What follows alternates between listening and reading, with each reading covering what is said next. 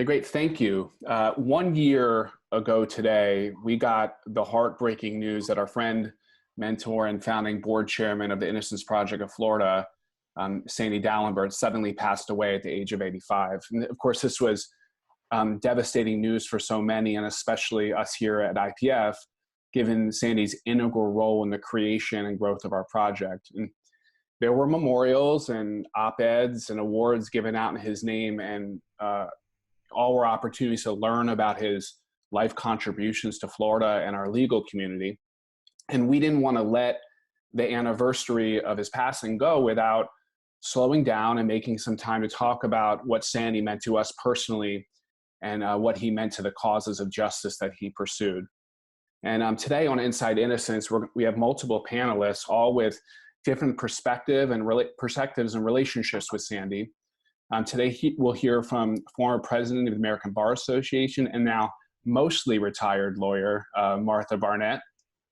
We will hear from Sandy's longtime assistant at the Florida State University College of Law, Lynn Peacock, and from one of Sandy's clients, William Dillon, who before Sandy represented him, IPF was able to exonerate him in 2008 for a crime that he didn't commit. So, Lynn, I want to start out with you. And, many folks don't know this, but I was one of Sandy's first research assistants as a law student when he finished the presidency at Florida State University and he moved back over to the law school. And, of course, that was like a really tremendous honor for me. I didn't even know Sandy that well. I wasn't from Florida, so I was just sort of getting acclimated and understanding who he was. And after he hired me, the first person I met was you, Lynn Peacock, who had also just begun in your role as Sandy's assistant. In fact, I think one of the first tasks that we had working together was that we both helped Sandy move all his junk out of the president's house at FSU. And there was like if I recall correctly, a whole basement of, you remember that? A whole basement of just awards and boxes. And I'm like, what is this guy doing with all these awards in boxes? But that was just, who Sandy was. He didn't need to put them up on the wall. And so, Lynn, we don't often get to hear a perspective like yours, but you work so closely with Sandy every day for the better part of 17 years. And I just wanted to, get your impressions about what that experience was like. When I walked in that morning, it was in January 2003, I did not know what to expect. He was located at the law school in one of the 4 white 2-story houses that he had brought over when he was dean of the law school, the Coffin House. I remember walking into his office. There were 50 to 75 boxes. I saw the boxes and then I saw him. And I thought to myself, what have I gotten myself into? And after 17 years, I look back and realize what fun it was working for Sandy. You never knew what Sandy was going to ask you to do or needed done. So, of course, the first thing we did was we traipsed over to the old president's house, which, of course, was torn down, got into the basement and retrieved boxes that Sandy had left. And so that was just the first of many things that I enjoyed with him.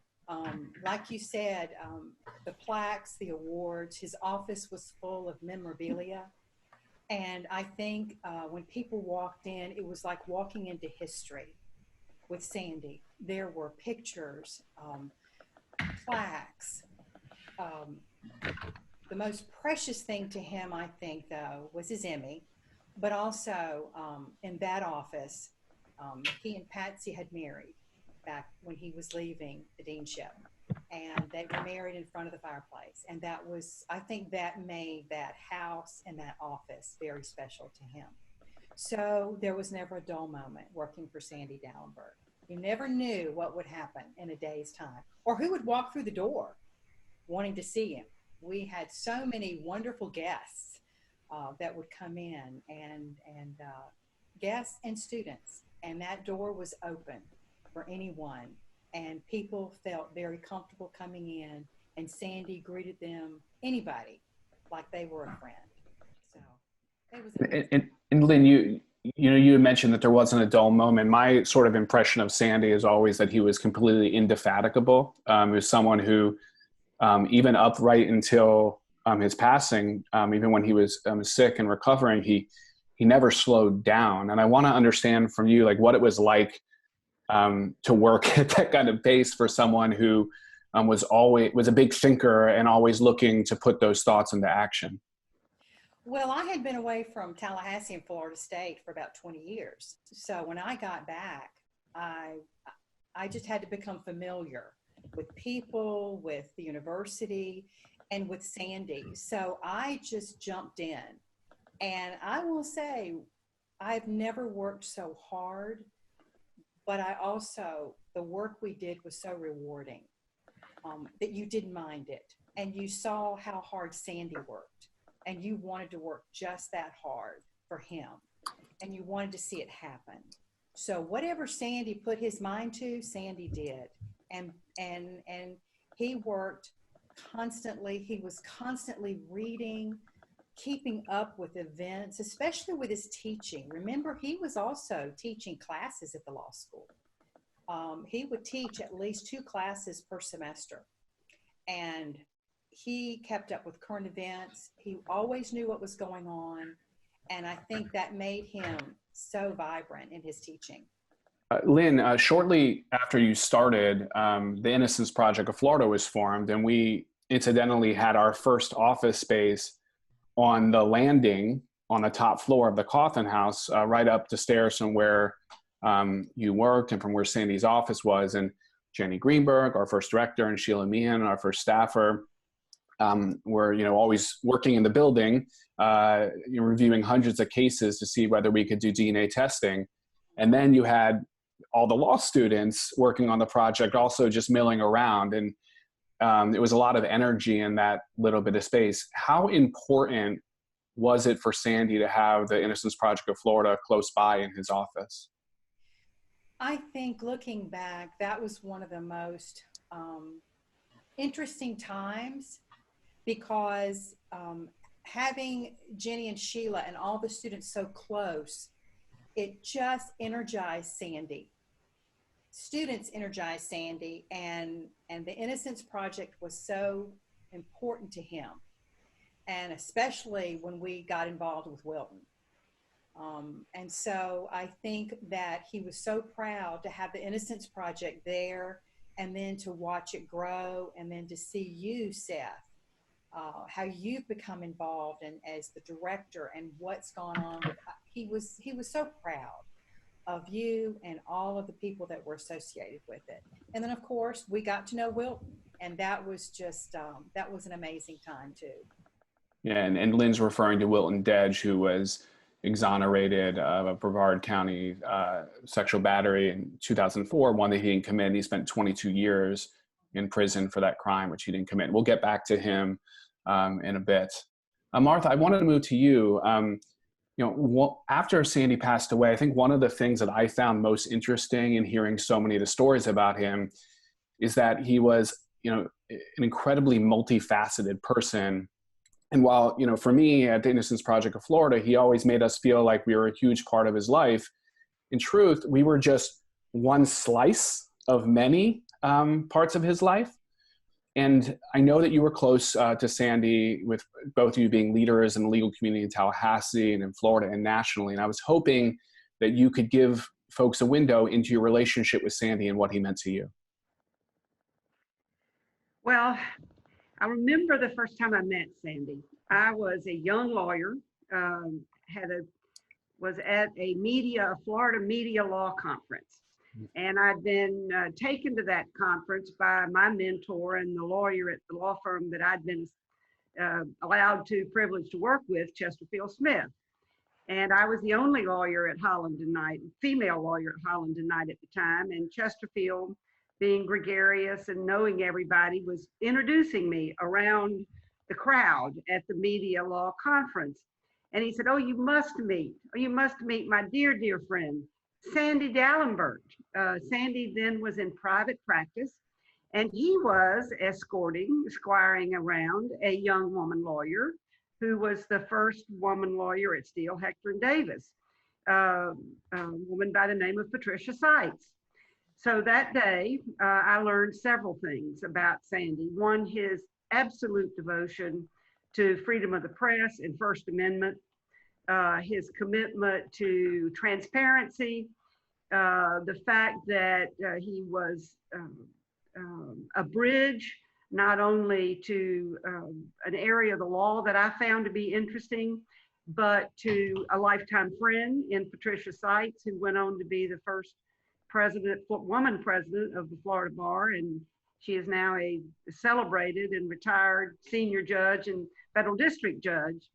And I think often about that first meeting and the opportunity to spend time with giants who at that time even were almost legends in the legal profession, and to learn so much about them and about what it meant to be a lawyer, what it meant to not only have expertise in an area of practice or in a discipline, but to understand the role of lawyers in ensuring what today is a commonly heard phrase, the rule of law. But at that time in my career, it was just a phrase and it was not a concept. And that day was, I think of it so often as the beginning of a very happy career. And I think about Sandy and his lifetime commitment to the First Amendment and to the media law issues. And last week, when we had the first United States Supreme Court arguments over the telephone, reminded me of Sandy's long-term commitment to cameras in the courtroom, opening up the court process to the public so that it would be transparent and that people would have confidence in our justice system because they could see it at work. And while telephone arguments in the United States Supreme Court is not cameras in the court, it was a dramatic moment and one that Sandy would have approved of and said, and now see, it'll be easy to open it up to the public and to have pure transparency. So that was my first memory, and it was one I think shows his legacy, that 45 years later, an issue he had spoken about and was committed to is starting to come to fruition. That vision he had about the law and what it ought to be is now coming to fruition. And we should all celebrate that it takes tenacity and believing in principles. And Sandy Dallenberg had both of those. That's my first thought about him. I have many others, of course.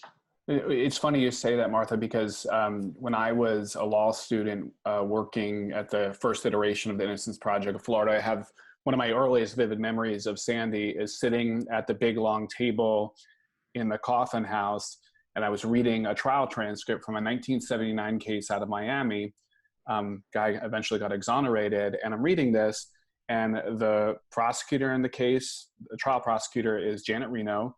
The defense attorney is Sandy Dallenberg, is Roy Black, and Sandy Dallenberg is like interjecting himself in this case, in this trial transcript, demanding that the judge in Miami allow cameras into the courtroom from the media in order to film for the public this, what was then one of the biggest trials in Miami. And I kind of looked up and Sandy's sitting there at his desk and I was like, oh, I get it now. I get it. And so it's amazing. And, Sandy, had broader focus than just in Florida. And as many know, he served as president of the American Bar Association in 1991 to 1992.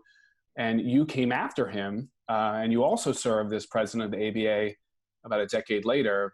And I was hoping you could discuss some of the big initiatives that Sandy focused on at the ABA and whether that might have impacted you as you embarked on your own tenure as ABA president.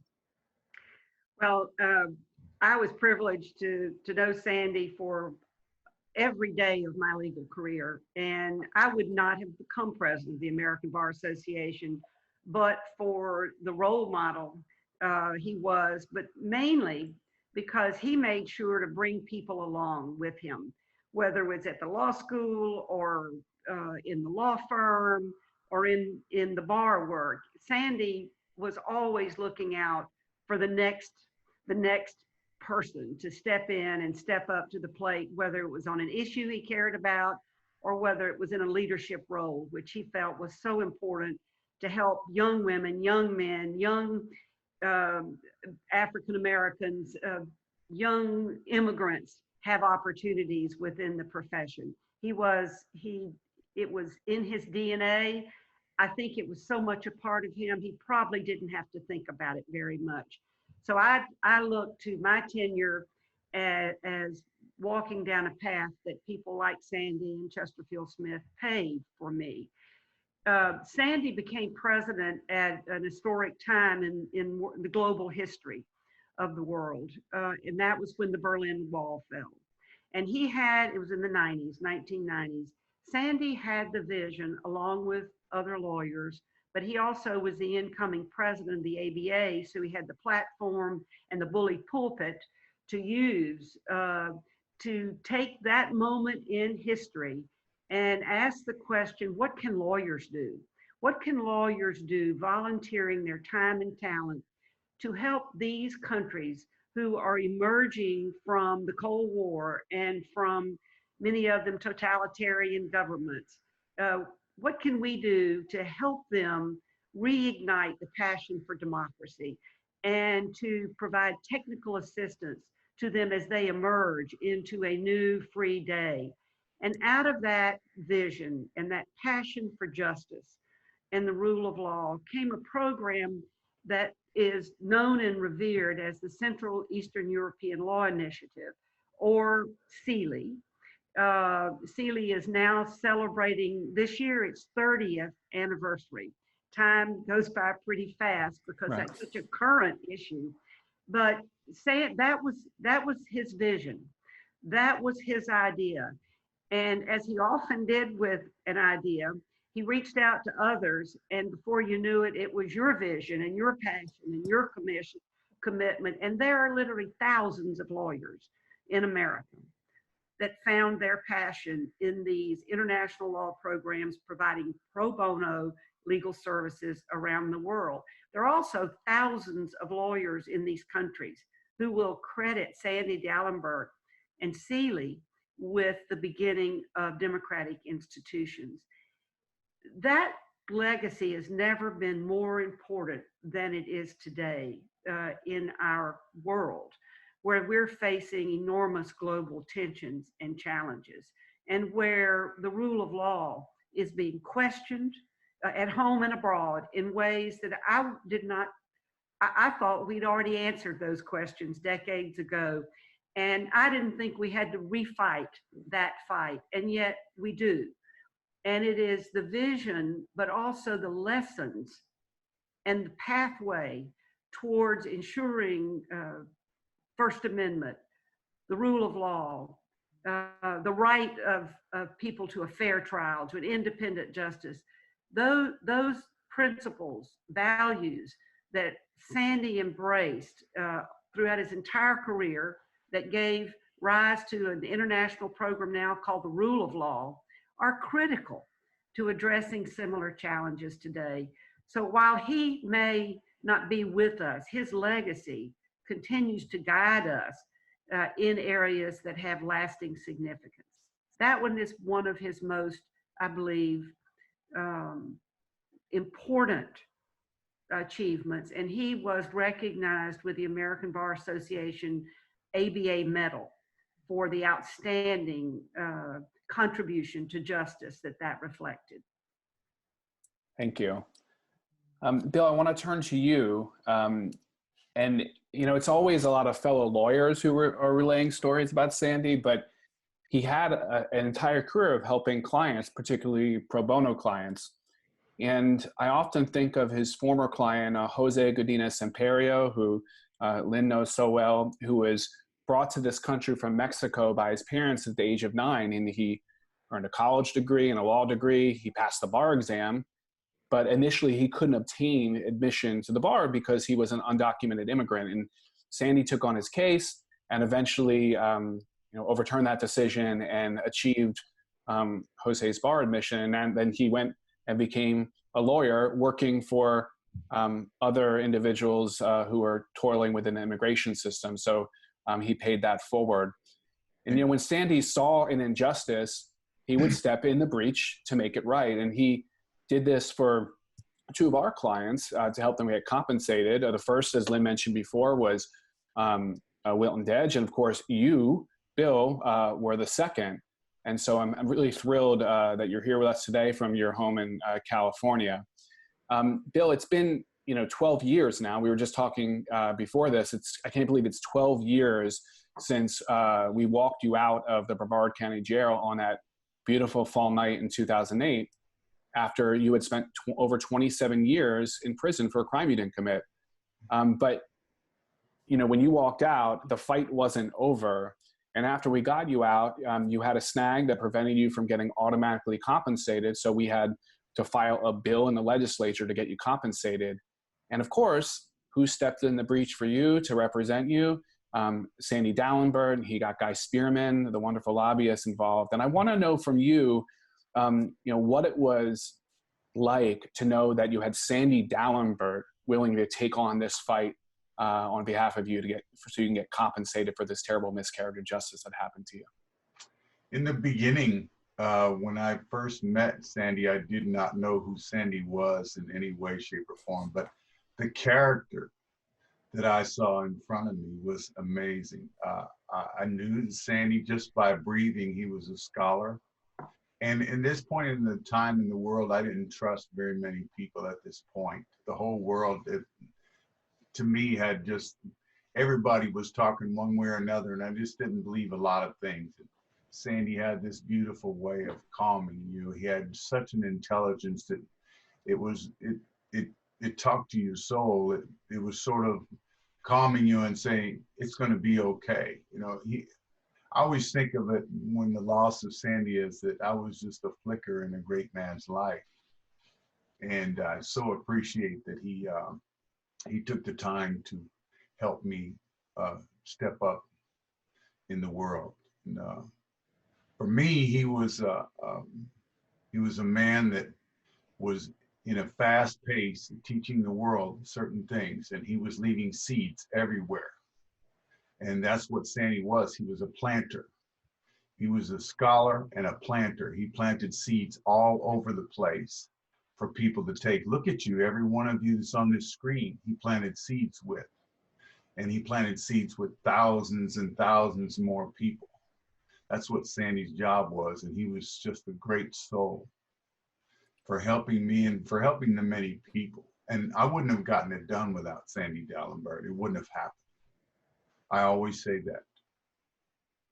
And Bill, after you got compensated, that your relationship with Sandy didn't end there. I know that you guys continue to check in with each other. Can you, tell us how your relationship grew from, him being just your lawyer, going to the legislature, going to the special master to have a hearing, from that sort of litigation aspect to now being someone who you considered a friend?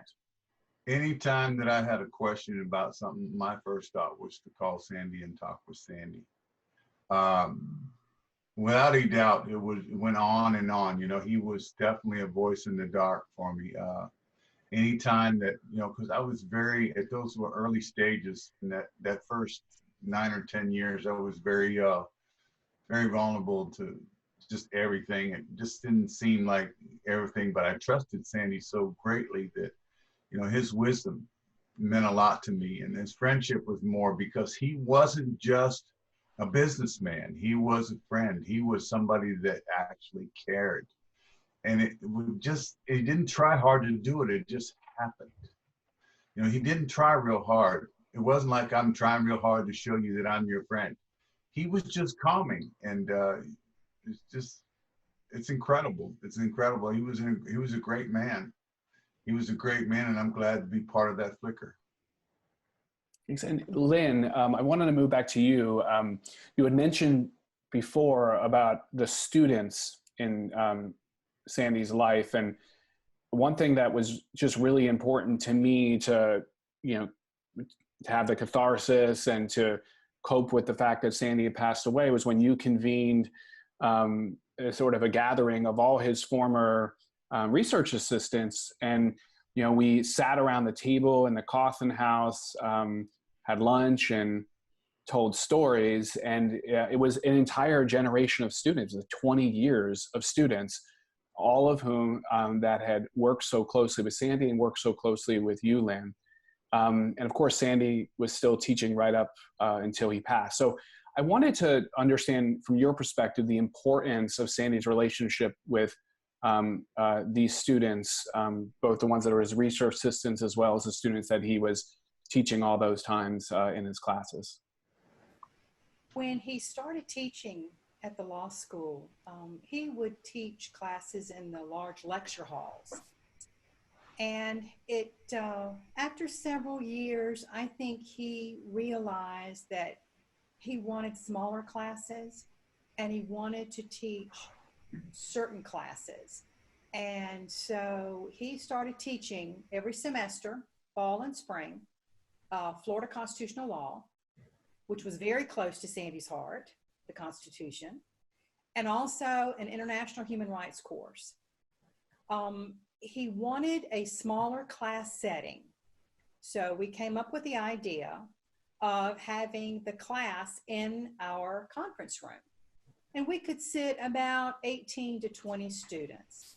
And this is when Sandy came alive, because you would have the students sitting around what I would tell them would be their dining room table at home. Because the first day of class, students would come in, and of course they'd all read about Sandy Dallenberg, and they would be nervous. And I would tell them that this would probably be a class they would remember forever. To think of it as sitting around your parents' dining room table, because what he expected was conversation, discussion, exchange of ideas. You might not always agree, but he wanted the dialogue that he couldn't get in a large lecture hall. His classes became so popular. And when students would leave their third year and they would talk about their favorite class, many said that that class setting was their favorite. Because not only did they exchange ideas with each other, they had Sandy Dallenberg at the head of the dining room table. And they loved the classes because they were able to hear from Sandy and ask questions. And his knowledge and his memory of cases and things he had done and judges and attorneys, it was phenomenal. Now, in the later years, he decided to bring in teaching assistants. That helped him, especially with his international human rights course, because back in 2011, he created a course that would not only benefit FSU law students, it would benefit international law students. And so we started with the help of Mark Ellis, who co-taught the class with Sandy. Mark is the director of the International Bar Association. So of course, Mark and Sandy co-taught the class. Mark is in London, okay?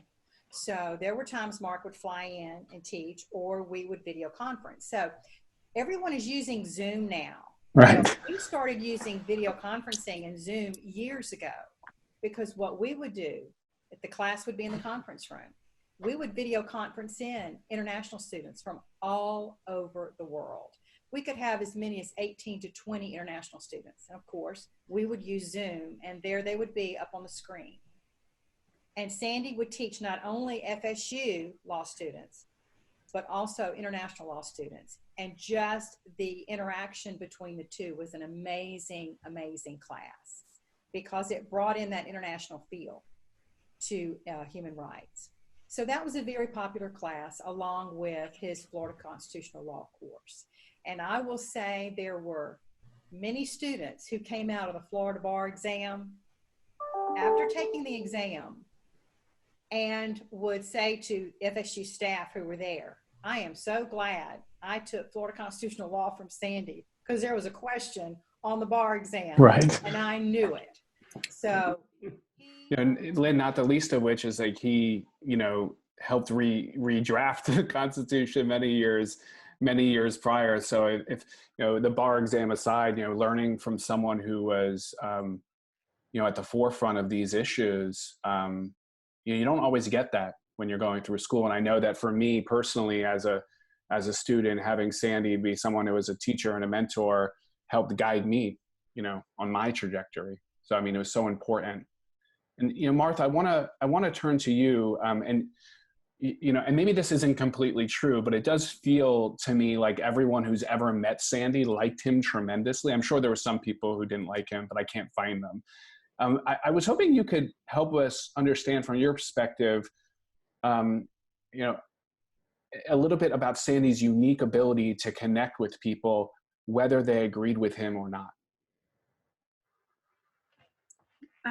He liked people. I think that's Sandy actually liked people and believed in the better angels of people, understanding that that wasn't always true, that there were, not everybody had good angels in their heart, but Sandy liked people. He believed in human rights and humanity of people. And I don't think it was hard work for him to engage. He trusted institutions, he trusted the law, he trusted basic goodness in people, and had this warm smile, twinkling eyes, and he found something in everybody that he met that made them feel special. He was able to kind of discern, I believe, who you were, or what made you tick, or what you liked, or what was a passion for you, or what interest. And he made you feel special. He made you feel like you were really special to him. That's a gift. Very few people have that gift. And those that have it often don't have they're not in a place where they can use it. And that, that they can not only draw strength from those relationships themselves and inspiration, but provide inspiration and vision to others. And I am sure there are hundreds and hundreds of people, several of us on this call, probably everyone on this call today, who Sandy gave through his own actions, his own example, but the encouragement and the confidence that he expressed in us gave us the tools to the lives we lead today. And along the way, he was a lot of fun. He just was a lot of fun. I in my remarks at his eulogy at FSU, I said, there was a time in my life where I was afraid to pick up the phone if it was Sandy Dallenbert on the other end of the phone on the line, because I knew that before I hung up, I would have just committed to spending thousands of hours of my life on a project 10 minutes before I didn't even know existed. Yeah. And I would be excited about it, doing it. That's it. He did that over and over. And because of that, I walked paths and did things I would have never dreamed of doing. And I met people who changed my life. And he was always there. He never just gave you this, he didn't throw you in the fire pit. He jumped in with you and was there with you throughout the whole thing. And I don't know, out of that grows love and loyalty and respect. And he sure earned every bit of it. Yeah, I mean, when you talk about getting a call from Sandy, there's a story of my life, right, as well. I mean, and I always knew he was going to ask me to do something. And as much as I dreaded that, I knew that he was doing it because he had confidence and faith in me to be able to do what he was asking, but that he was going to stand with me and do it. And that gave me the confidence to do things that were hard and difficult, but meaningful, that I might not have done otherwise. And yeah, it's crazy to hear other people talk about it, but that's who he was. He was really the same to everyone, and playing that important role. This has been a really wonderful conversation, and I want to sort of end it with each of you, thinking after a year of reflection, maybe just identifying the one thing. I mean, I know this might be hard, but the one thing that you missed most about Sandy, and then how do you think we can start to fill the void left by his absence? So I'll start with you, Bill. Starting with me would be that phone call. You know, there's still things in this world that bother me to things. And, you know, Sandy was that kind of person that you call and get that right information, you know, the right thing for me. I just, for me, I'm sad that I think the world is really missing out on a great light, honestly and truly. I mean, there's a lot of good people in this world, but Sandy was a real special light. He really was. I mean, he was true to his heart. He came in and dove and helped me when nobody seemed to want to. And he just found the niche, and he did what Martha said, you know, he brought Guy Spearman and Dragon tooth and nail to help me. Nobody wanted to. Sandy wanted to, and he grabbed everybody. You know, he tried to get as many people as he could, Dragon tooth and nail, to help me. And I'll always remember that call with him, because just talking with him was just so soothing. And he had all the answers, you know, and it wasn't all laws, and it was just all simple, just good old, you know, it will take care of itself, and not will beat it. He's a beautiful person. The world will miss him. But he planted a lot of seeds, and you'll see in the years to come. And they're going to grow, right? They're going to grow. They already have grown. If you'll notice, there's some on this call that have grown from Sandy, and just some that I know have grown. So it's a beautiful thing. Okay, Lynn, what is it that you'll miss most about Sandy? Well, I miss, there were days when I wished he wouldn't email me or phone calls, or I would say, you know, Sandy, let's take a day off. And now I would give anything to have those emails or those calls, or walk into the door and see his face and talk to him. I miss him. He was almost like a second father to me. And I think that the experiences that we had together are some that I will never forget. I think the one thing that I learned from Sandy is I saw when he would go walk by someone, in the end, when he was on his scooter, and he would drive by someone and they would stop and say hello. It didn't matter how busy he was. It didn't matter what he had going on. He would stop and talk to someone. And like we've heard before, he would want to know about you. Tell me about yourself. He always took the time. It didn't matter who it was. I can remember times somebody would walk in the office and say, oh, I met Professor Dallenberg at the airport, or I met him at a restaurant, or I met him out on the street, and he said I could stop by and talk with him or whatever. And it always brought a smile to my face, because I could picture him doing that. And he did it not only with students, but he did it with people that he would pass by on the street. And so I take that as a lesson that we don't ever need to be too busy, that there are people everywhere. And sometimes that's what they need. They just need you to stop and to say, how are you? Tell me about yourself. What are you doing?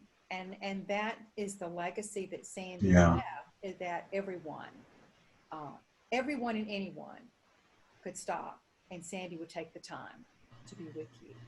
And that void will never go away. That void is with me forever, because of the daily interaction that we had and the closeness that I felt to him.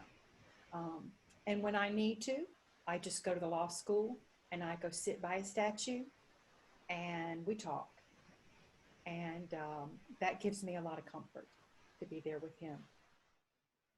Thank you, Lynn. And Martha, what is the thing that you will miss most about Sandy? Well, there's a commonality in those of us on the call who knew him and loved him. Maybe we all had different experiences and met him through different avenues, but like Lynn and Bill, I miss his voice. Mm-hmm. I miss his voice. I miss knowing he's a phone call or a walk down the hill to the law school, away. I miss knowing that Sandy Dallenberg is in this world and there when I needed him or if he needed me. So I miss him, and I know that I was privileged to have had him in my life, to be able to call him my friend. I think we all feel the same way, that he made a difference in our lives. I often think about him. It's only been a year, so he's still real to me and to all of us. But I know that those of us who were privileged to be part of his life, we lived among greatness. Sandy Dallenberg was a great man, and we were privileged to live among and be part of the life of a great man. And it changed my life, and I think it changed the legacy of the law in this country and around the world for the better. Thank You you, know what, Martha. Seth? Yeah, go for it, Bill. Sandy was the most humble man I've ever known. Yeah. He wouldn't even want us to be talking about him right now. He wouldn't want us to talk about how good he was at anything. He would blast it pleading on, but he was a very humble person as well.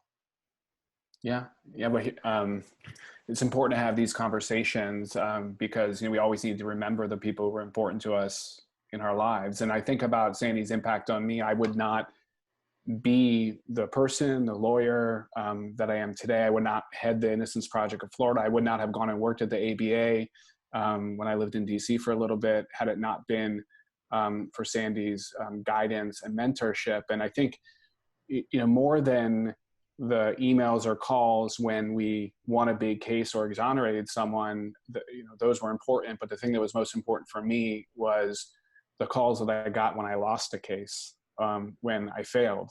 To have Sandy reach out to me and, just tell me that it was going to be okay, that I needed to, dust myself off, and I needed to move on to the next case or keep trying for that person. Understanding that you couldn't stop fighting for justice just because you had setbacks. And that was really, important for me. And so that's like the one thing I miss, is just having those kind of interactions, having the validation to know that you're on the right path, and to have it from someone like Sandy Dallenberg. I know that, he would be proud of what we're doing at IPF, and proud of everyone who's doing, justice work, who was inspired by him.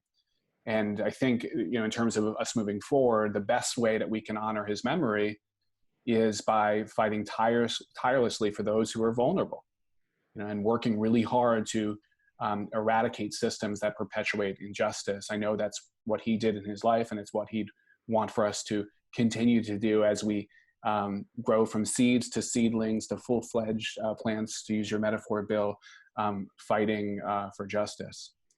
So I wanted to thank all of you, Lynn, Martha, Bill, for this wonderful conversation. And of course, for all those out there who are watching.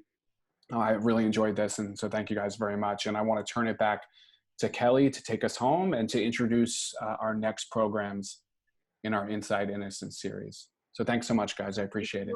Bye, Lynn. Martha. Bye, Bill. Nice seeing you.